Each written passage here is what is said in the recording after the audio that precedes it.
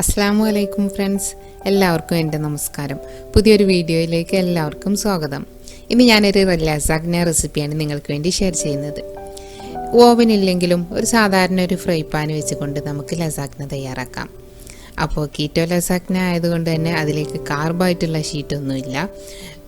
വെജിറ്റബിൾസിന് വേണ്ടിയിട്ട് നമുക്ക് ബ്രൊക്കോളിയോ കോളിഫ്ലവറോ അല്ലെങ്കിൽ മുള്ളങ്കിയോ ഉപയോഗിക്കാം.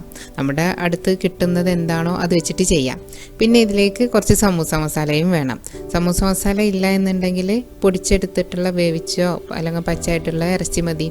അപ്പോൾ എന്തായാലും നമുക്ക് വീഡിയോയിലേക്ക് പോകാം.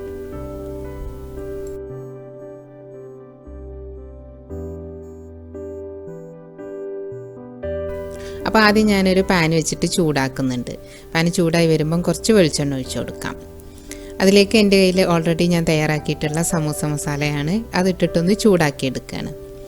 അപ്പോൾ നിങ്ങളുടെ കയ്യിൽ വേവിച്ചെടുത്ത ഇറച്ചിയോ അല്ലെങ്കിൽ പച്ചയിലുള്ള ഇറച്ചിയാണെന്നുണ്ടെങ്കിൽ ഒരു 2-3 സ്പൂണ് സവാള വഴറ്റിയിട്ട് പിന്നെ ഇറച്ചി ഇട്ടിട്ട് കുറച്ച് മഞ്ഞളും കുരുമുളക് പൊടിയും ഇത്തിരി ഗരം മസാലയും ഇട്ട് കൊടുത്താൽ മതി. ഇഞ്ചി വെളുത്തുള്ളി ഉണ്ടെങ്കിൽ അതും ഒരല്പം ചേർത്ത് കൊടുക്കാം. അപ്പോൾ ഒരു ദിവസം നമുക്ക് കഴിക്കാവുന്ന അളവിലുള്ള ഇറച്ചി വെച്ചിട്ട് നമുക്ക് തയ്യാറാക്കാം. ഒരു 2 മിനിറ്റ് തിളപ്പിച്ചിട്ട് ചെറുതാക്കി മുറിച്ചെടുത്ത ബ്രോക്കോളി ചേർക്കുകയാണ്. അപ്പോൾ ഇതും ഞാൻ ബ്രോക്കോളി കൂടുതലായിട്ട് കിട്ടിയപ്പം പുഴുങ്ങിയിട്ട് ഫ്രീസറിൽ സൂക്ഷിച്ചതാണ് കേട്ടോ.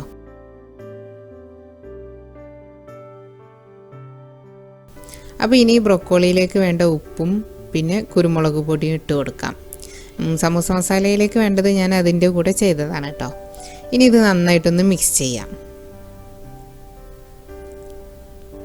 നന്നായിട്ടൊന്ന് മിക്സ് ചെയ്തിട്ട് രണ്ടും കൂടെ ഒന്ന് യോജിച്ച് വന്നാൽ മതി. അത്ര ഒരു സമയം മതി. പിന്നെ ഈ ബ്രോക്കോളിയിലുള്ള ഒരു നനവൊക്കെ ഒന്ന് വറ്റുന്നത് വരെ ഒന്ന് വെന്ത് വരേണ്ട ഒരു സമയമേ ഉള്ളൂ. അപ്പോൾ എന്തായാലും അതൊന്ന് റെഡിയായി വരുമ്പോഴേക്ക് ആ സമയം കൊണ്ട് തന്നെ കുറച്ച് ചീസ് ഇട്ട് കൊടുക്കാം. മോസറല്ല ചീസോ ചെഡ്ഡർ ചീസോ നിങ്ങൾക്ക് ഉപയോഗിക്കാം. ഞാനിവിടെ അൽമറായുടെ മോസറല്ല ചീസാണ് ഇട്ട് കൊടുക്കുന്നത്. ഇനി അടച്ചു വെക്കാം. അപ്പോൾ ആ ബ്രോക്കോളിയിൽ ഒരു നനവൊക്കെ വറ്റുന്നത് വരെ ഒന്ന് അടച്ചു വെക്കുമ്പോഴേക്കും ഈ ചീസും ഒന്ന് മെൽറ്റായി കിട്ടും. അപ്പോൾ 2 ടൈമും കൂടി കറക്റ്റ് ആകും. പിന്നെ നമുക്ക് തീ ഓഫ് ചെയ്തിട്ട് കഴിക്കാൻ നേരം എടുത്താൽ മതി. അപ്പോൾ ഞാൻ 2 മിനിറ്റ് ആയപ്പോൾ തീ ഓഫ് ചെയ്തു. അപ്പോൾ കുറച്ച് സമയം കഴിഞ്ഞിട്ടാണ് കഴിക്കാനെടുത്തത്. അപ്പോൾ ചൂടൊന്നും പോയിട്ടില്ല.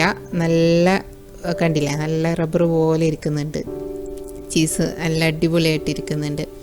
അപ്പോൾ വെജിറ്റബിൾസ് കഴിക്കാൻ പലർക്കും മടിയുണ്ടാകും. അപ്പോൾ അങ്ങനെയുള്ള ആൾക്കാർക്ക് ഇതുപോലെ നമ്മുടെ കയ്യിലുള്ള വെജിറ്റബിൾസ് വെച്ചിട്ട് ചെയ്യാം കേട്ടോ.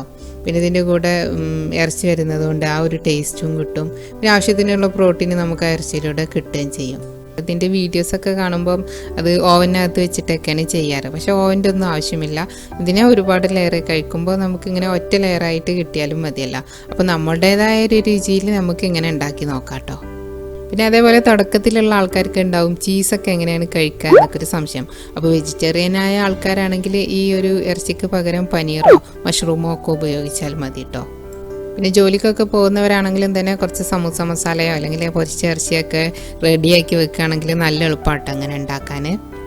നല്ല ഹെവി വർക്കുള്ള ആൾക്കാരാണെങ്കിൽ രാവിലെ ബട്ടർ കോഫിയോട് കൂടെ തന്നെ ഇതുണ്ടാക്കി കഴിച്ച് നോക്കാം കേട്ടോ.